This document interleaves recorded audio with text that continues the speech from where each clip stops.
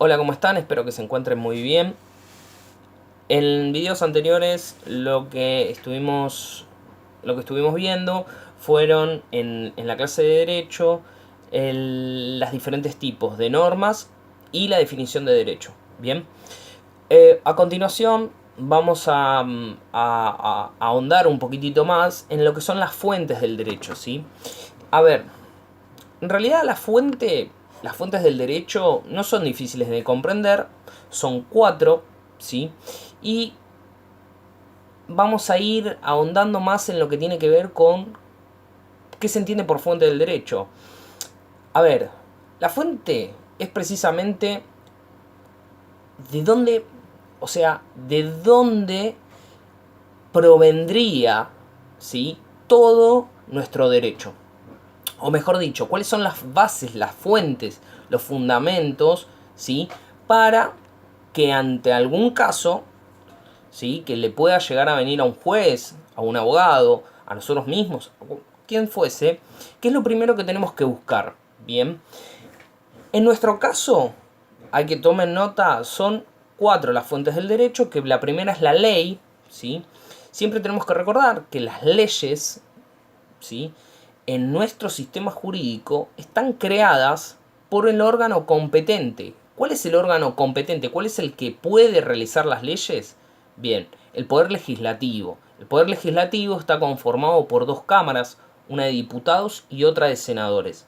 Bien, en la creación de las leyes, que puede ingresar por cualquiera de las dos cámaras un proyecto de ley, y que una vez que pasa por las dos cámaras, se sanciona como ley. O sea, que fue votada de manera correcta por las dos cámaras, se sanciona como ley, vuelve al Ejecutivo, que sería el presidente en nuestro caso, y este la reglamenta. Bien, una vez que la reglamenta empieza a tener efecto, ¿sí? Entonces la ley va a ser la primera fuente de nuestro derecho. La segunda, la segunda fuente del derecho es la doctrina. La doctrina, muchas veces los estudiantes se confunden porque la doctrina son los textos, por así decirlo, los escritos que realizan los conocedores y estudiosos del derecho, ¿sí?, que son reconocidos en un ámbito particular. ¿Por qué? Yo no recuerdo si les había comentado que el derecho se divide en diferentes ramas, ¿bien? Por una cuestión pedagógica, por una cuestión de conocerlo más rápido, más fácilmente. Entonces, por ejemplo, un constitucionalista argentino podría llegar a ser, por ejemplo, Ekmejian, ¿sí? Ekmejian fue un constitucionalista argentino que ya falleció. O, por ejemplo, un civilista, ¿sí?, que se dedica al derecho civil, es Borda.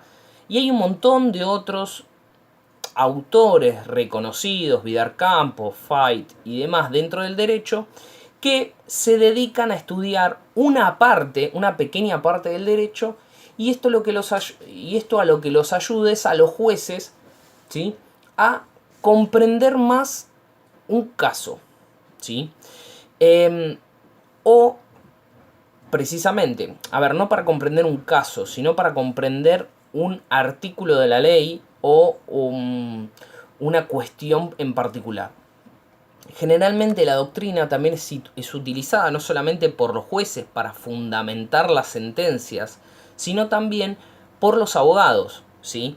El abogado lo que va, obviamente, ante un caso X, le llega a él un caso, tiene que resolverlo, tiene que hacer una petición hacia un juez, tiene que ver la manera en que ese juez falle a su favor, ¿sí?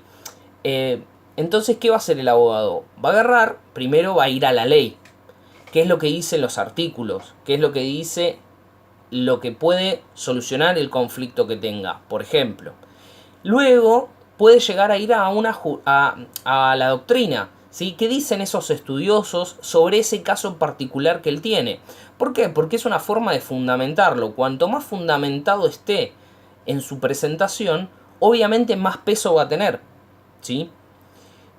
Entonces eso es precisamente la doctrina. La doctrina son personas, estudiosos del derecho, ¿sí? Que se dedican a hacer publicaciones, ¿sí? Sobre ciertos temas, y realizan opiniones también. Como estas personas son muy respetadas en el ámbito del derecho, se toma en cuenta lo que dicen.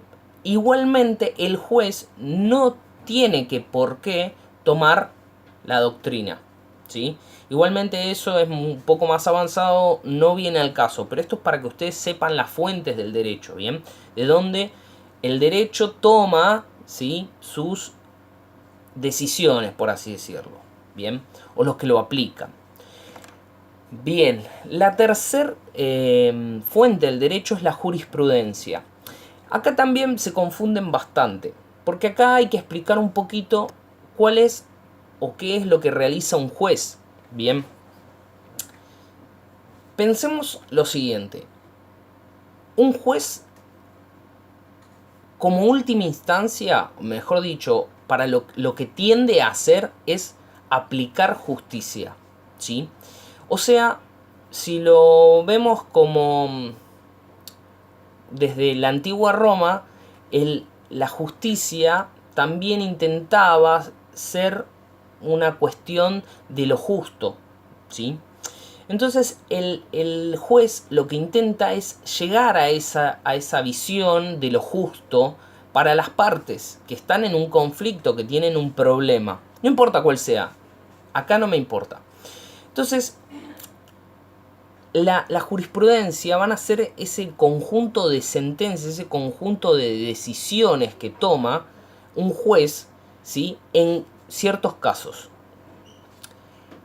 Pero son las justificaciones la jurisprudencia. Es la justificación que hace un juez de por qué, ¿sí? Dijo lo que dijo. Y eso puede ser tomado, obviamente, por otros jueces y por otros abogados, ¿sí? Para casos similares. Por ejemplo, vamos a suponer que a mí me chocan el auto. Bien. Tengo un choque, me rompen toda la trompa. Entonces yo voy a mi abogado realiza un escrito, realiza una demanda. En la demanda lo que va a solicitar a la persona que me chocó y al seguro es que me repare los daños. Pero resulta ser que yo ese vehículo lo utilizaba para trabajar. Entonces ya no puedo utilizarlo para trabajar porque tengo que esperar a que el vehículo esté en óptimas condiciones. Está roto, no lo puedo utilizar. Entonces, bueno, yo ahí lo que podría llegar a pedir, ¿no? Es un lucro cesante, o sea, no puedo seguir lucrando con mi vehículo, daño y perjuicio, bueno, un montón de cosas yo puedo pedir. El tema es que yo todo eso obviamente lo tengo que probar. Yo tengo que probar que el auto lo utilizaba para trabajar, que el auto no sirve más, y tengo que voy a pedir seguramente una suma de dinero acorde precisamente a los daños y a lo que yo quiero. Vamos a imaginar que el arreglo de la trompa del auto pintada y demás salga 100.000 pesos. Yo no puedo pedir 2 millones de pesos, ¿sí? O $1.000.000. No puedo. Entonces, ¿qué sería bueno que yo realice? Es, si hay un caso de algún juez que haya dicho que se tiene que pagar esa cantidad de dinero y es un caso similar al que yo tengo, ¿sí? Con las mismas características, yo obviamente en mi demanda voy a agarrar y voy a escribir, yo no, el abogado, va a agarrar y va a escribir que hay jurisprudencia sobre los daños que producen o lo que fuesen, no importa, ¿sí? ¿Se entiende? El juez también cuando escriba, cuando agarre y diga, bueno, fulanito de tal debe abonarle la suma o la cantidad de porque, y ahí va a ser su, digamos, su justificación basada en la ley, basada también en la doctrina. ¿sí? Va a sentar un precedente, ¿sí? Va a sentar jurisprudencia. Esa sería la jurisprudencia. No sé si quedó claro con el ejemplo. Bien. Y después se encuentran los usos y costumbres. A ver, los usos y costumbres son prácticas son prácticas de repetidas que parecieran ser obligatorias, pero que no lo son. No hay ninguna norma que me obligue a realizarlas. ¿Se entiende? Una norma jurídica. Por ejemplo, me acerco, voy a tomar un café a un bar. Pago el café, 60 pesos, 50 pesos, 100 pesos, lo que valga el café. ¿Qué dejo? En general uno deja una propina, ¿sí? Pero esa propina es voluntaria. Bien, no hay norma alguna jurídica que diga en Argentina y otros países que ya lo tienen dentro de lo que es la cuenta, pero Argentina no, que me obligue a dejar una propina. Entonces eso es una costumbre que se realiza, es algo que se viene realizando siempre, que uno cree que lo debe hacer, pero no tiene ninguna base legal, ¿sí? En algunos casos, esta realización, esta práctica repetida de una costumbre, de una conducta, termina por convertirse en ley, con las cuestiones formales de lo que es una ley. ¿Bien? Esas son las fuentes del derecho. ¿Bien? Espero que lo hayan comprendido. Ahora bien, vamos a ir a la parte de persona. En 2015, si mal no recuerdo, se cambia el Código Civil y Comercial de la Nación. En realidad se cambia el Código Civil. Antiguamente había dos códigos, uno era el Código Civil y otro era el Código Comercial. Bien, ahora nos encontramos con un código todo completo que podría llegarnos a parecer muy grande, pero no lo es tanto, ¿sí? No es mucho y tiene diferentes, por dentro, tiene diferentes capítulos, ¿sí? Y, como se conoce, libros, ¿sí? El Código Civil y Comercial de la Nación tiene muchos artículos, entre lo que habla primeramente es qué es derecho, cuáles son las fuentes y aplicaciones, qué es la ley, o sea, precisamente da un panorama general sobre las fuentes del derecho. Pero hoy vamos a agarrar y vamos a ir en el artículo 19. El artículo 19 habla sobre el comienzo de la existencia de la persona. El artículo 19 dice así: comienzo de la existencia.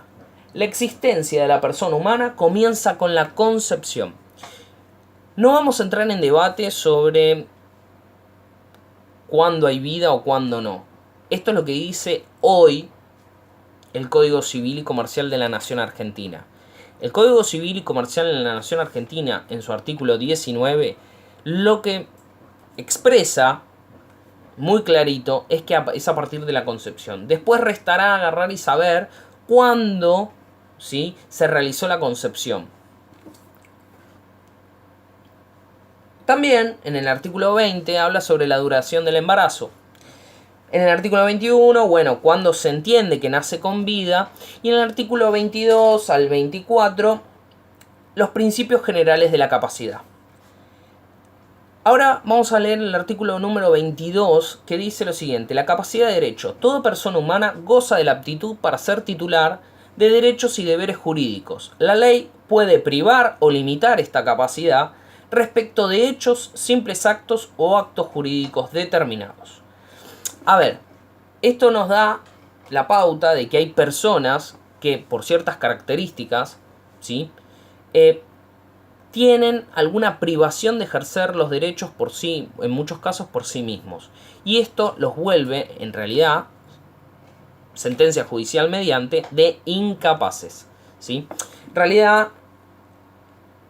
son incapaces, obviamente, de ejercer por sí sus derechos, ¿bien? Por sí mismo. A ver, vamos a volver al comienzo de la existencia, el artículo 19, a la parte de persona. El Código Civil y Comercial de nuestro derecho divide a las personas en dos tipos. Las personas humanas, que están en el artículo 19, y a las personas jurídicas. Bien, las personas jurídicas, por ejemplo, o de existencia ideal, son, por ejemplo, una empresa. Bien, tienen requisitos, tienen requerimientos para funcionar, tienen requerimientos para ser una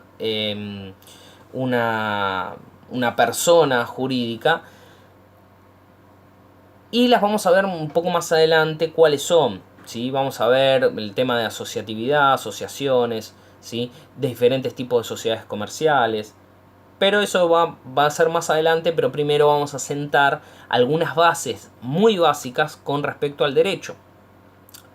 El derecho en cuanto a la persona humana, entonces tenemos que saber esto. Sin embargo, para la persona humana tiene ciertos atributos, ¿sí? Que lo vamos a ver un poco más adelante, a detalle, cuáles son los atributos de la persona humana.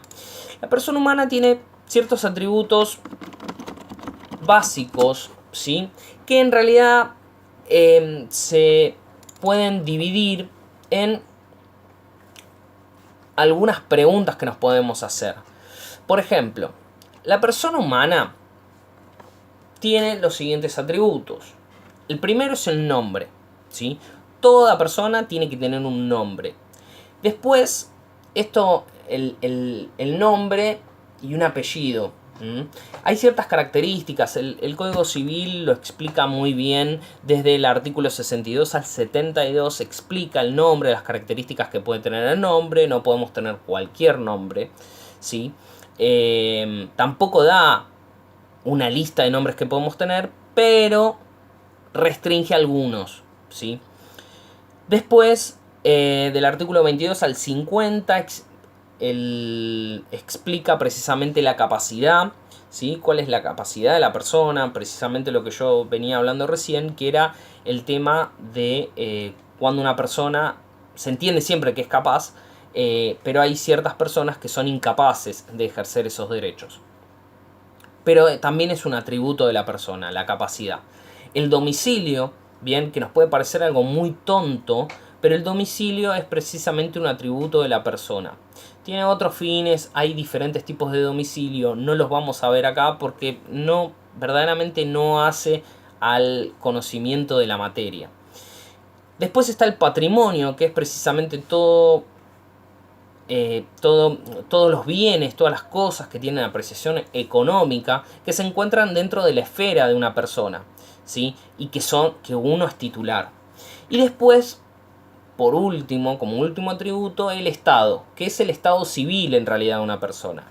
Estados civiles existen: soltero o soltera, casado o casada, viuda o viudo y divorciado. El separado no existe como un estado civil, ¿sí?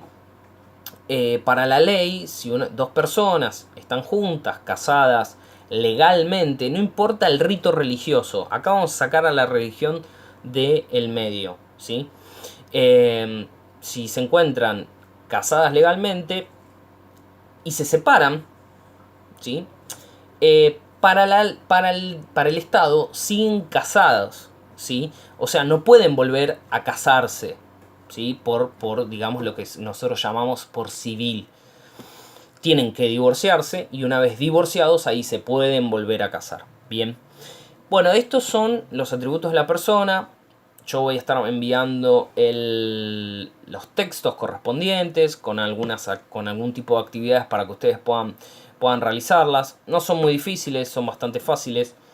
Y eso es todo. Cualquier cosa, si no entienden algo, me pueden agarrar y me pueden preguntar. Les mando un saludo, cuídense mucho en esta cuarentena y nos vemos pronto.